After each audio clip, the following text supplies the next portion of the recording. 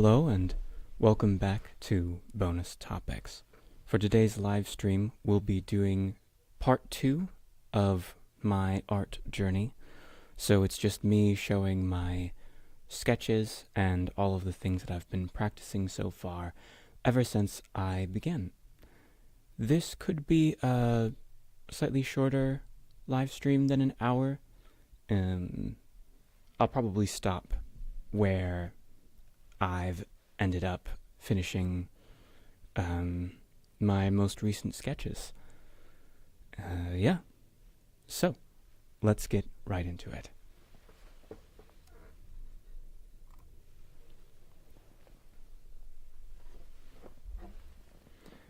So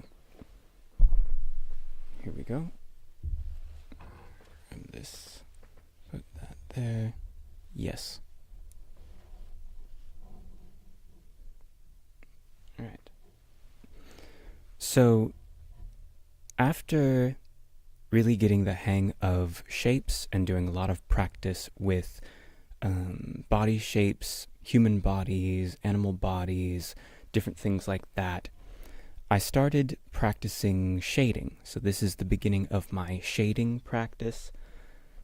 One of the tutorials that seemed to help was to separate the light levels into different sections and to apply those to a shape, right?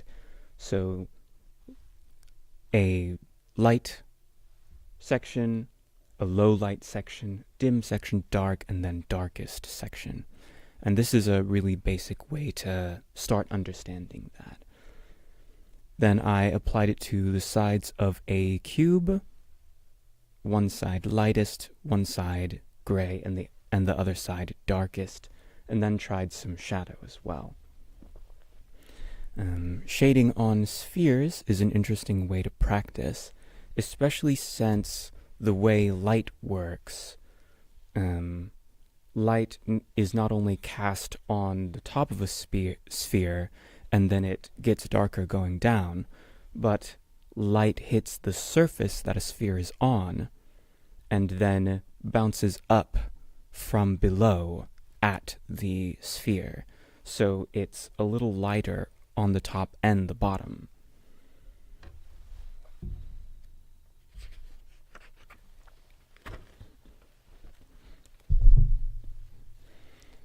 Even though I've practiced a lot with shading, I still haven't quite gotten the hang of it. So it will take more practice for me to really get it. But this is just trying shading from different angles, steepening the angle and steepening the angle. I was also trying different shading styles as well. This last one here turned out very well. One of the first issues that I realized I had was I was leaving certain sections of the object unsketched, unshaded. So there would be this stark white separation between one section and the actual shading. Just trying different shading styles on objects.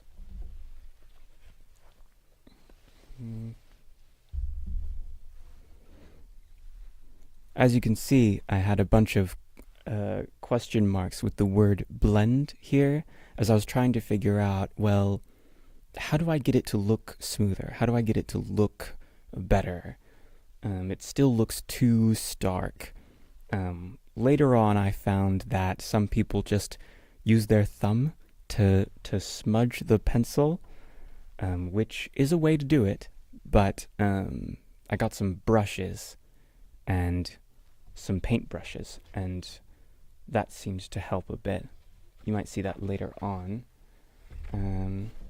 This here, I tried going from simple objects to a whole scene, just like a single room. I was trying to get it to look as if light was coming from that door, but this style didn't seem to work. That style didn't seem to work either.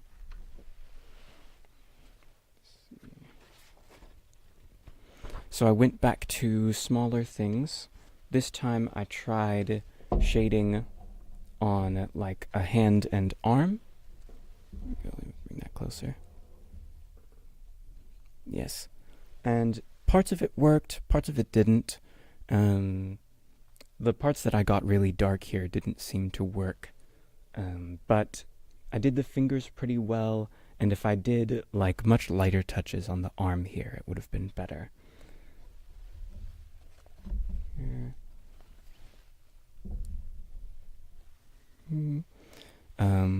Casting light on a single hand, as if the light source was coming from this direction. So it's lighter on the top, and then a little dark between the fingers, and then, whoops, the dark shadow cast by the hand.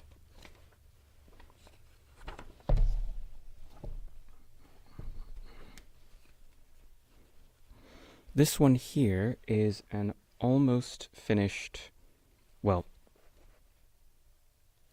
I'm not going to finish it, but it's what I could finish of a full character pose I was trying to do.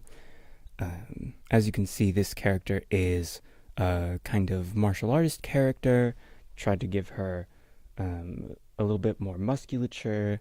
It was very fun to try out this pose. I had to try out this pose myself, take a picture of it, then reference that. And as you'll see later on, I was practicing individual parts of the pose and then building on this final thing here. So over here,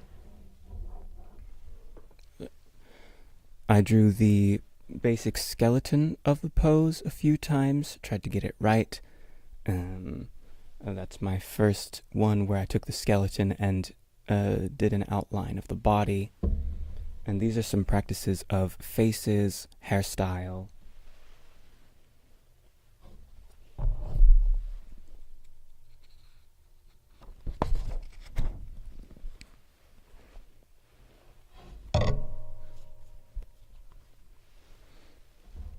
For the haft of the glaive, it's called a guandao.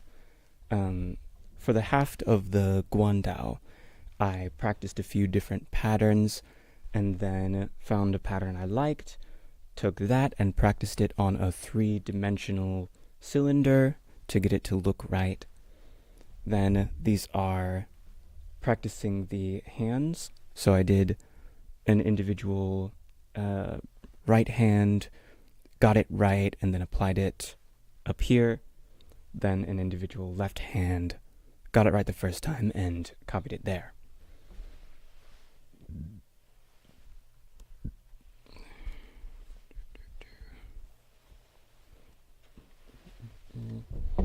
Over here, I was practicing blade types.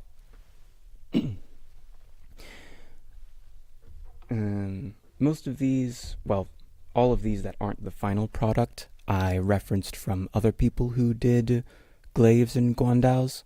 So I took the features that I liked best from all of them and then applied them to a new blade type. And that's what you see here and in the final product.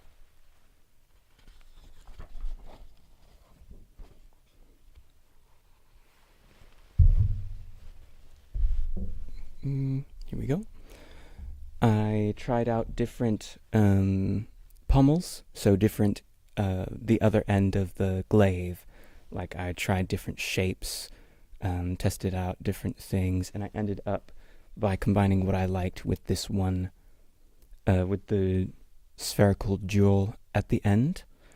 Over here, I was practicing types of ears for the character, and this is actually a really good drawing of her face. I really like that one.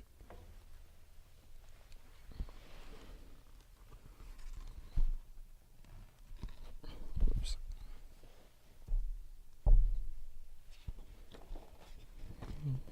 Page.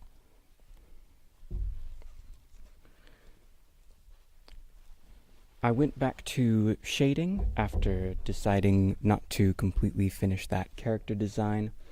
And someone's tutorial was to take the line of motion for a character and use that to inspire your lighting. So as you can see, the line of motion for this one goes kind of like this. Like this. So one side of the body below that line of motion is shaded, and the other side of the body is lighter. Line of motion for this one goes like this. The light is kind of separated, darker on the left side, lighter on the right side. It's a very interesting concept, and it brought me another step closer to figuring it out. But yeah. Next one.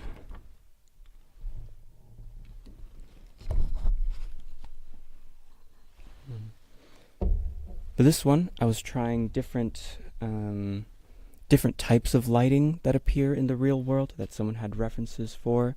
So, low light lighting, where it's lighter on the very edge, on the very side, but mostly this kind of light gray.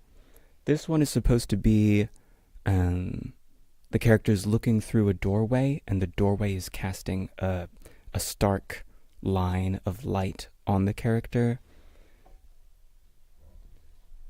Then backlighting, so the light seems to come from behind the character.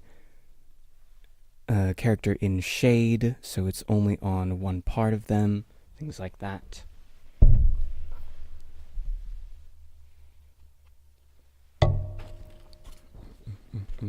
One thing that really helped, because I've only been using sketching so far, I'm going to go to colors later on. I haven't quite gotten to colors.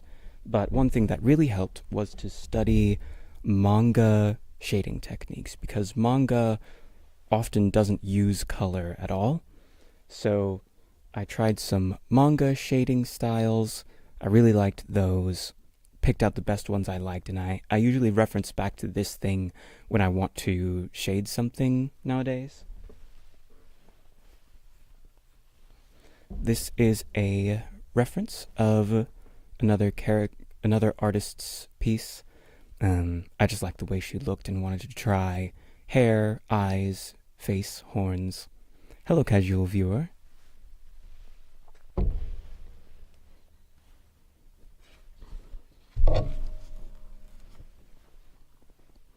Let's see.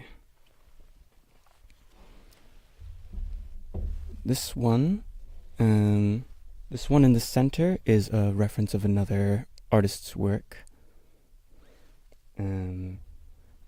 The hair, though, is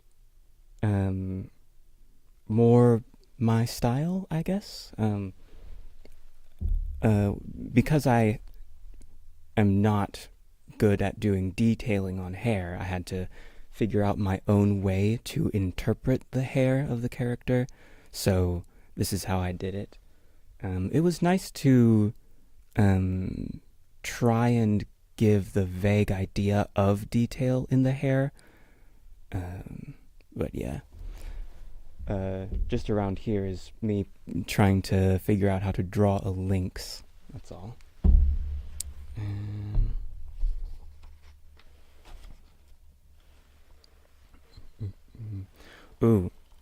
For these next ones, it's more world building type sketches. So, let's see. This is just a random drawing of a cute cat sitting on an orb. But below there is for a superhero character. So I have this superhero setting where everyone with powers, their power is determined by their personality and their core ideals. But anyway, this character has the ability of grafting, which means she can take any physical object, place it on her body, and it will meld to her. It will become a part of her that she can use. So this is an example of taking a blowtorch, melding it into the arm, wrist, hand type area, and then she's got a blowtorch in her hand. This is some perspective work I did. Let me just get the angle right. Yeah.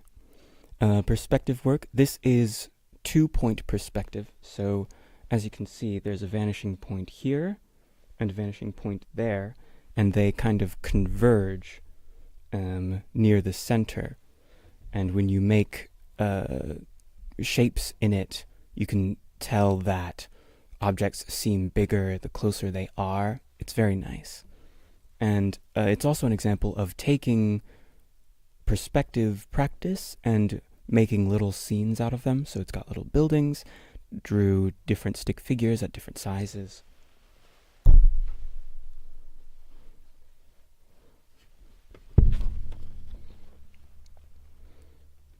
Another thing that the superhero that I was drawing can do, another thing that she melded, is a grappling hook, right?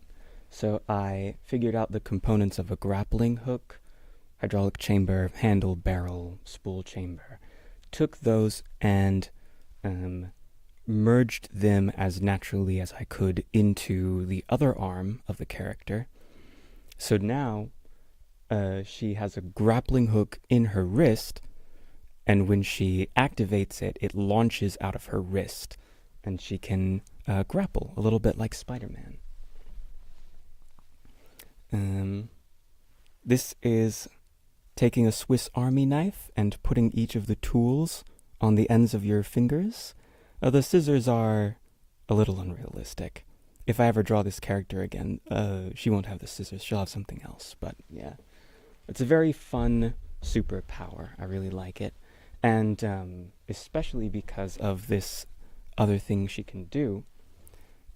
So this here is an example of her taking paint, dumping it over her head, and then melding parts of it into her skin. So now she doesn't even look human anymore. She's got pink skin and this nice pink highlight in her hair. Yeah.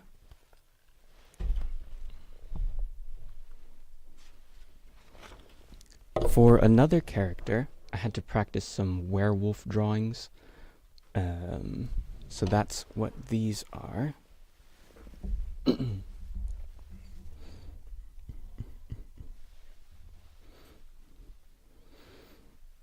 Yeah, hands can be a little tricky. I have played around with a few different techniques, and each new one I try seems to help a bit more. So for this character, he has never felt quite human. He's had trouble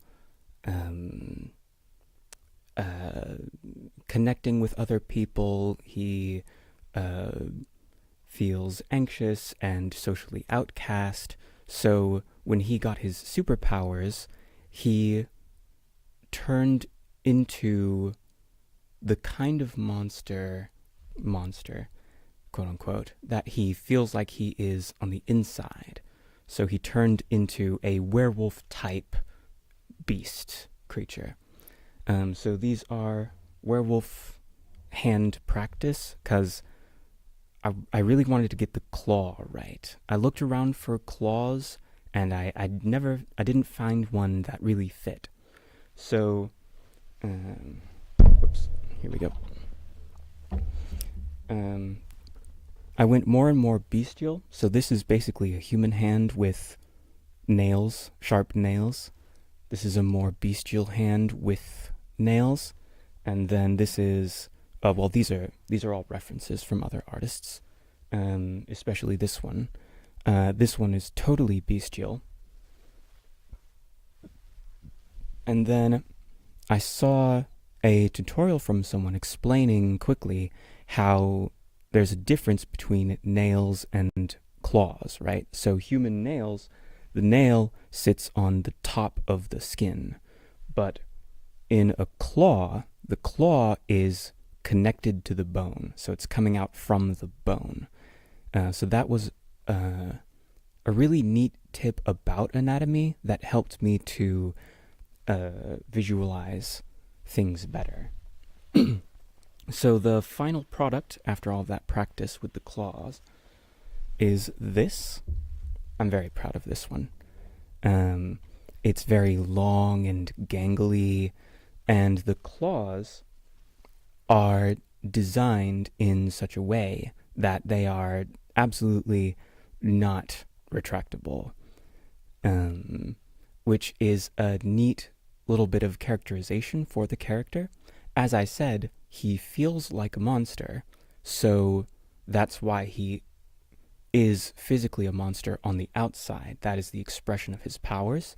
So these very long, unwieldy, non-retractable claws make it so that he can't really handle anything with fine control. Like, he can't open doors very easily, he can't pick up objects, small objects very easily, and it's just a little bit of characterization that really helps.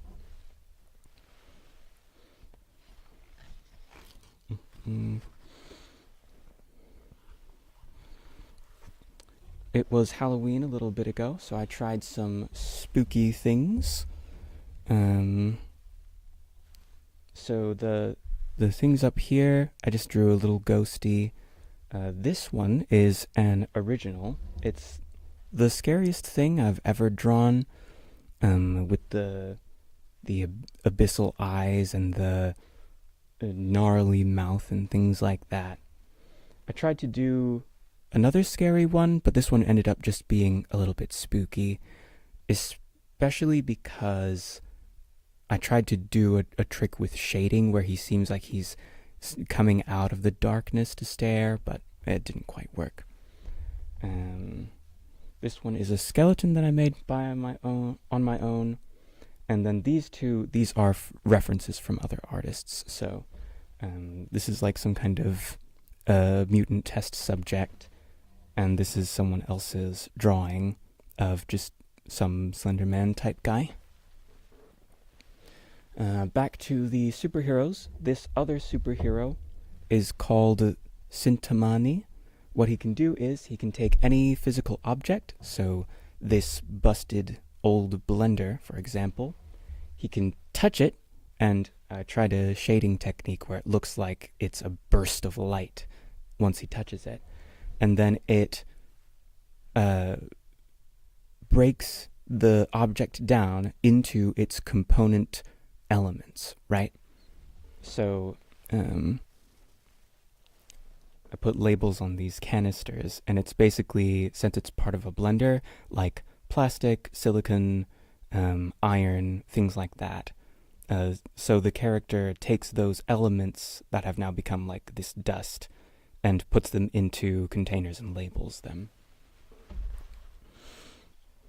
And what he does is he can take those elements and recombine them into anything he can imagine. So as long as he's got the right elements and the know-how to make a thing, he can make anything.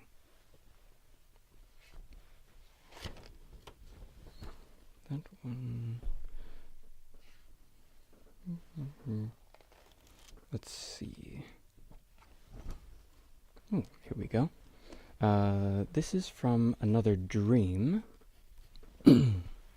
This time, I dreamed that I was a goblin hunter, killing goblins.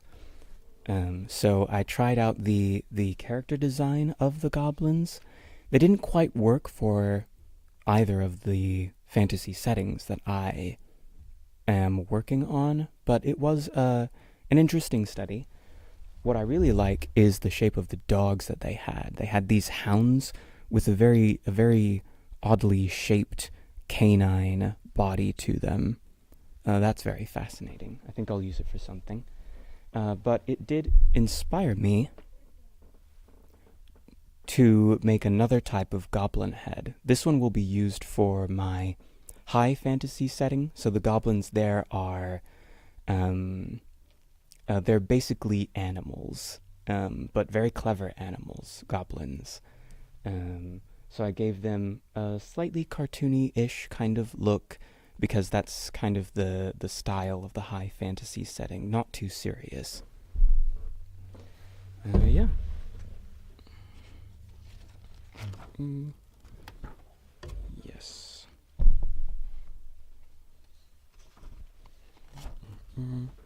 Now these are some bits of perspective that I think I tried to show you guys on my very first stream. That stream was a disaster, and there was no audio for that one. But these two are really great examples of perspective, because I had been practicing perspective this whole time. And what I said before about perspective was that it can really help in general to give you really dynamic characters. And this is a great example of that, right? So, as you might be able to tell, I drew a very light perspective grid because the monster here is crawling on the ceiling, right? And then I used that grid to help me get an idea of the size and the shape and the positions of the legs. So, as you can see, the legs in the foreground are bigger than the legs in the background, and it feels very natural how the shape seems to increase in size. And another great example is the very long neck of this monster. It starts out skinny, and then it gets bigger and bigger as it gets closer to the viewer, until finally you get to the head, which seems almost as big as the body because of how close it is to the viewer. Another good perspective pose is this one, this fine gentleman.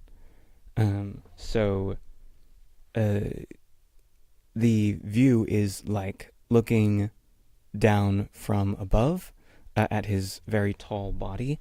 So the feet are they seem very small, and the skinny legs very skinny, and then it gradually tapers out until you get to his very broad shoulders, and then the hat and head seem bigger.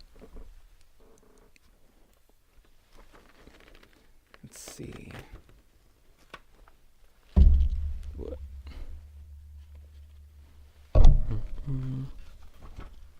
Yes. Okay. The last few things I have to show are some designs that I did for my dark fantasy setting. So I have a high fantasy setting that I'm working on and a dark fantasy setting. So in this dark fantasy setting, there are certain types of crystals that can be made. Dark negative energy crystals and positive energy crystals.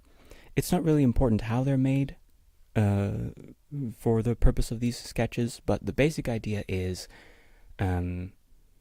they appear as like tiny fragments of crystals, like the size of, I don't know what to compare it to, like a large coin, basically. And if you take a crystal of one type and a crystal of the other type, and you try to put them together, they repulse each other like magnets of the opposite polarity. But if they do touch, then it creates a magical explosion, expending the crystals.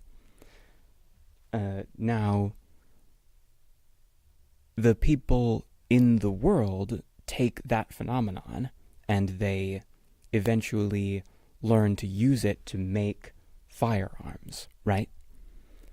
So they abuse that specific property of the crystals, which isn't necessarily, they weren't necessarily designed to be turned into weapons, but they can be, so they are, because that's how people work, you know.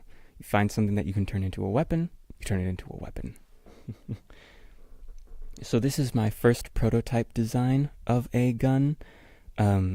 The design itself does not look very appealing, but it is a basic showcase of how it works. So we've got a large crystal here. What you can do is you can take crystals of the same type and you touch them together and they merge, so it becomes a larger crystal. So you can just put more and more of these crystal fragments on until it becomes a larger crystal. So you take a large crystal, put it in a container, a vessel of some kind, and then I made this crossbow-like apparatus with the crystal in front of the crossbow string. So the idea is you pull the crossbow string back, knocking the crystal, basically knocking it. And then when you press the trigger, it slams the large crystal forward to the other end of the container, basically. So the thing here is also showing that each bullet has a tiny crystal where the blast cap would be of the opposite type. So how it works is the user takes, in this design, a handle, pulls it back, knocking the large crystal back, which also brings the bullet up from the magazine into the chamber. So when you press the trigger, let me zoom in on this one.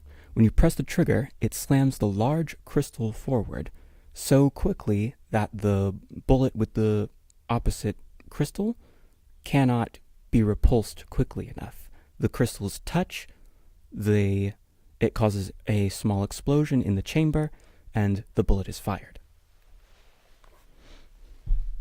So I did a redesign of that prototype to make it look more aesthetically pleasing. I took inspiration from the lever action rifle. Now, the dark fantasy setting that my dark fantasy setting is, the technology level is more around 1300s to 1500s, so basically around 1400s era technology, and I am aware that the lever action rifle is more of an 1800s era gun, but I have a little bit of creative liberty where I can take elements of modern day Earth and have those inspire some things from this world, because modern day Earth is a parallel dimension to the dark fantasy setting. Sometimes things can bleed over, things like that. So I have a little bit of justification for that. So I decided to take inspiration from the lever action rifle. So it's got a barrel, and then the magazine is like the lever action rifle, where you take bullets and slot them in and it fills and fills, and then the spring at the back here pushes them forward and automatically loads them into the chamber as you fire. So I took that prototype design. I decided I'd have a lever on the side. You crank it back and it's loaded and ready to fire, and then when you press the trigger, it fires and the lever goes back into the forward position.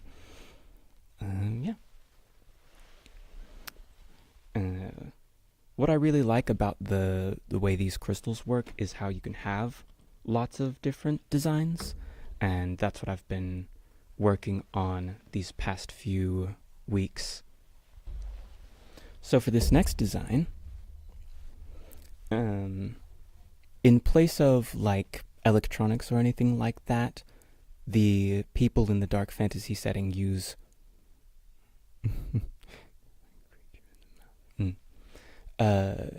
instead of using electronics, I justify complicated mechanisms with just a keyword clockwork. So the idea of clockwork technology, kind of like steampunk.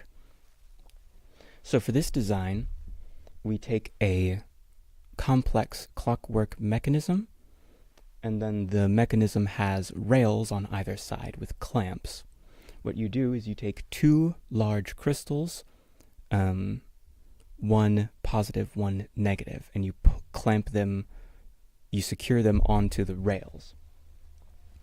So when activated, the clockwork mechanism is designed to pull the crystals that are secured on the rails down the rails and force them together.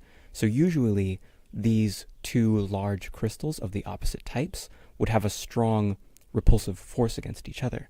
But the clockwork mechanism, it's large, it's strong, it forces them together and causes them to touch. And then this here is the idea of a focus lens.